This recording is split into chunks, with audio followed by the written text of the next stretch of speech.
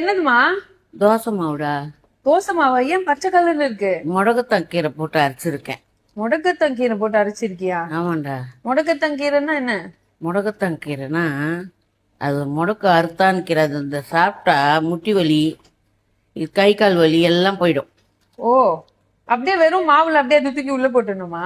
மாவுல கொஞ்சம் தோசைக்கு போடுற மாதிரி ஊற வச்சு கொஞ்சம் உளுந்து கம்மியா போடணும் இந்த தழை போடும் போது. ஓ, இதுவே குழகுழப்பு அதிகமா இருக்கும். ஓஹோ.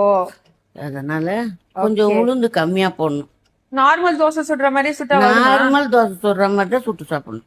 ஓகே ஒரு ஓகே பிரச்சனை நல்லா ஈஸியா வரும், நல்லா இருக்கும், உடம்புக்கு நல்லது. ஓகே மாமி. முடக்குவாதெல்லாம் முடக்கு இந்த கை கால் வலி எல்லாம் இருக்காது.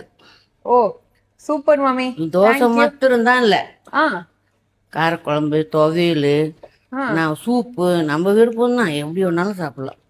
ஓகே மாமி. இதெல்லாம் சாப்பிட்டா உடம்புக்கு